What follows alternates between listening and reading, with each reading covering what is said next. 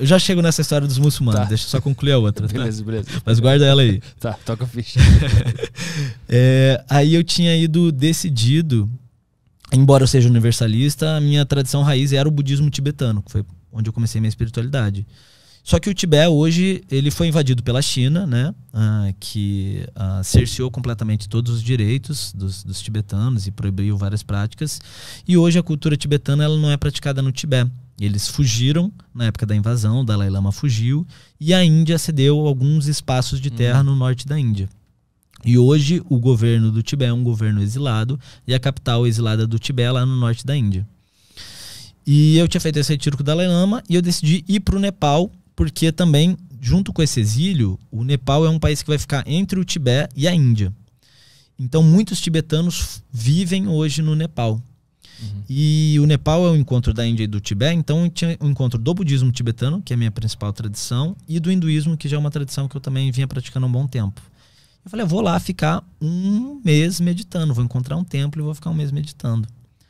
No que o meu avião estava voando para o Nepal, cara, eu olhei assim por cima das nuvens e vi umas montanhas umas nuvens muito estranhas, né? E o pessoal olhando pela janela, aquelas nuvens, eu falei, pô, mas que raio de nuvem é esse? E eu olhei e não eram nuvens, eram montanhas com neve acima das nuvens. Aí eu me lembrei que lá ficava o Everest, que lá ficavam 8 dos 10 maiores picos do mundo. Eu falei, velho, cancela o retiro que eu vou subir essas porras aí. E aí, daí eu fui de uma calmaria para umas aventuras bizarras. Assim, eu vivi muitas aventuras na viagem, mas nesse um mês foi onde eu vivi as maiores aventuras no Nepal. O que tu fez no Nepal? Tá, no Nepal eu fui subir o Annapurna Circuit, que é um dos maiores trekkings do mundo. Eu nunca tinha feito uma caminhada de mais de um dia. De repente eu estava 14 dias subindo os Himalaias sozinho, com uma mochila nas costas e uma bota descolando, sem guia. Qual é a altitude? Lá chega a 5.550 metros. O ponto que eu fui, né? As montanhas vão muito acima, mas o ponto que eu fui era 5.560 metros. Para eu ter uma noção do que significa isso. Isso já é ruim pro corpo humano? Não, a partir de 2.000 metros você já precisa aclimatizar o teu corpo. E como é que tu fazia isso? Tá, então eu fiz esse do Annapurna Circuit, quase morri 2 vezes lá. Como? Uma vez eu saí da trilha para ir procurar a caverna de um santo budista, o Milarepa. E aí a gente saiu num grupo de jovens assim que eu conheci no caminho. A gente se perdeu, foi se colocando numa condição muito arriscada, a gente se perdendo da trilha e tentando sair. E a gente foi indo para um terreno mais íngreme, chegando perto de uma geleira. E de repente a gente estava pendurado num paredão com uma queda mortífera atrás da gente, sem lugar, só com raiz podre, pedra solta. Caralho, como é que tu chega nesse lugar sem notar que tu tá chegando?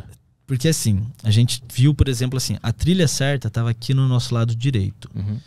E o terreno estava empurrando a gente pro lado esquerdo. E a gente estava caminhando por esse vale, tentando encontrar uma passagem. Só que quanto mais a gente caminhava, mais difícil ficava de voltar e mais difícil ficava de atravessar. E de repente a gente se viu numa situação crítica, assim, que a gente não tinha escolha. Não podia ir para frente, que estava muito perigoso. Voltar era muito perigoso e a gente não conseguia atravessar. Então a gente fez um esforço, fez uma corrente humana, chegou aqui no outro, a gente estava aqui, a gente fez um esforço e chegou no outro lado do vale, e o outro lado do vale era uma floresta, que tinha ursos selvagens. Então a gente tinha a escolha de voltar ou para o mesmo lugar que a gente tinha vindo, que estava muito perigoso, ou voltar por essa floresta que a gente não sabia onde ia dar, mas a gente escolheu voltar. Eu e outro menino voltamos pela floresta, e 3 meninos decidiram voltar para onde a gente veio. Tu disse que ficou pendurado, é isso? Ficamos pendurados. Teve uma hora, cara, nossa, assustador. Que pra chegar nesse pico aí, a gente teve que se pendurar numa raiz podre, assim, que era o resto era tudo pedra solta, esfacelada, e fazer uma força, assim, pra conseguir chegar, assim. Fazer uma escalada. E aí, no dia seguinte da gente subiu num templo budista no final do dia, quando a gente passou, assim, o dia caminhando pela floresta, e até que a gente encontrou a civilização.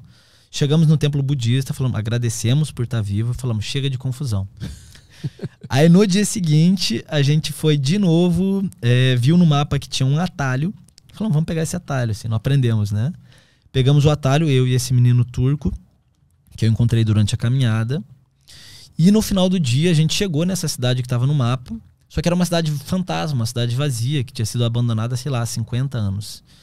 E tava anoitecendo, tava começando as temperaturas negativas, a gente sem água, sem comida, sem roupa adequada. E a gente falou, pô, a gente pode ficar aqui, mas não tinha onde a gente ficar, porque as casas abandonadas não tinham teto mais. Ou a gente continua caminhando na montanha de noite. E a gente continuou caminhando na montanha de noite, com temperatura negativa, sem roupa, sem saber para onde a gente ia direito, sem sinal de celular. Aí a gente se perdeu de novo e aí, de alguma maneira, a gente continuou caminhando e encontramos a estrada de madrugada e chegamos num vilarejo de madrugada daí. Mas o que tu sentiu? Tu quase morreu literalmente? Porque assim, se a gente não encontrasse algum lugar, a gente ia morrer congelado, assim, o corpo congelando, entendeu? Uhum. Princípio de hipotermia. E aí, depois dessa aventura, no Nepal, de maneira bem resumida, fui me meter num safari, que eu fui fazer a pé, me convenceram a entrar num safari a pé. Aí lá eu fui atacado por rinocerontes selvagens. E depois fui fazer o Everest Base Camp, que é onde tá essa foto aí, antes de começar a nevar, né? E alguns dias depois, eu fui roubado no Everest Base Camp, foi o meu 7º roubo. Eu peguei a doença da altitude alta. O que é isso?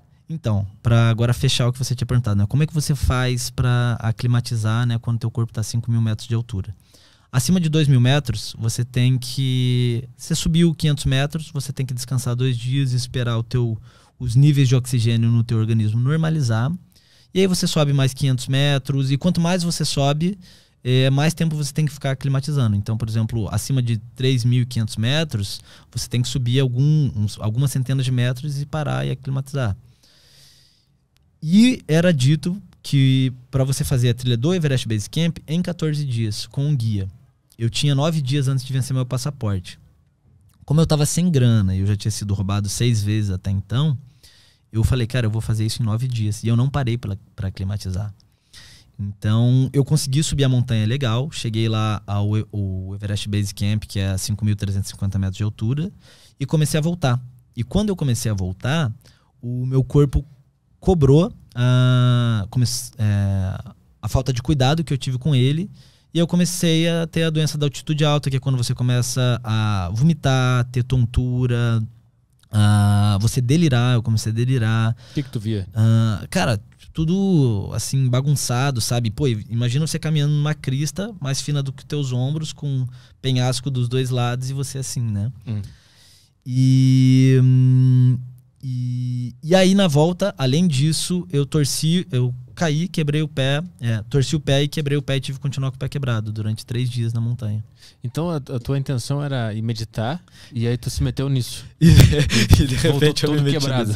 Todo quebrado. O que tu aprendeu dessa aventura? Pô, primeiro a ser mais cuidadoso, talvez, e aceitar a ajuda de ter um guia, né? Talvez perceber que o barato sai caro, talvez você investir num guia e mais devagar. Mas em algum momento tu achou que ia morrer e começou a ter reflexões acerca da morte? Sim, mas não no Everest Base Camp. Ali também um pouco, quando eu tava voltando sozinho e no meio das montanhas. Mas os momentos que eu fiquei com mais medo de morrer foi nessa outra montanha, o Annapurna Circuit, quando a gente ficou pendurado no paredão e teve que voltar pela floresta, e quando a gente se perdeu de noite sozinho também nas temperaturas negativas.